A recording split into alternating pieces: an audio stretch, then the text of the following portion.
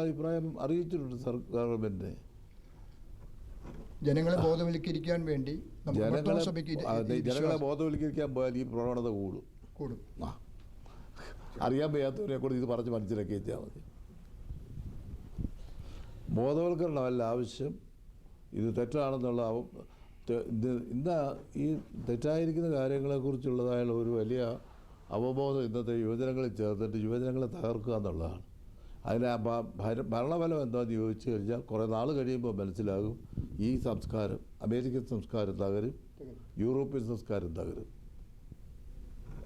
നിങ്ങൾ ഒരു ഇസ്ലാമിക രാജ്യത്ത് ചെന്നിച്ച് ഇതൊന്ന് പറഞ്ഞാട്ട് തല കാണുകയില്ല. അതുകൊണ്ട് ഇവിടെ അമേരിക്കയിൽ തന്നെ ഇസ്ലാമിക ശക്തി വർദ്ധിച്ചു വരുന്നില്ലേ? അവരംഗീകരിക്കുമോ? മാർത്തോമാ സഭയിലെ യുവജനങ്ങൾക്ക് മാത്രം മതിയോ ഇത്?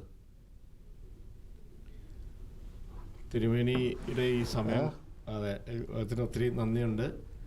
നോർത്ത് ടെക്സാസ് പ്രസ് ക്ലബിൻ്റെ പേരിലും ഡാളസിലുള്ള എല്ലാ മലയാളികളുടെ പേരിലും തിരുമേനിക്ക് എല്ലാം നന്ദികൾ അർപ്പിക്കുന്നു. അതോടൊപ്പം തന്നെ തിരുമേനിയുടെ യാത്രയെല്ലാം മംഗളമായിരിക്കട്ടെ. തിരുമേനിക്കുള്ള എല്ലാ ആരോഗ്യങ്ങളും അർപ്പിക്കുന്നു.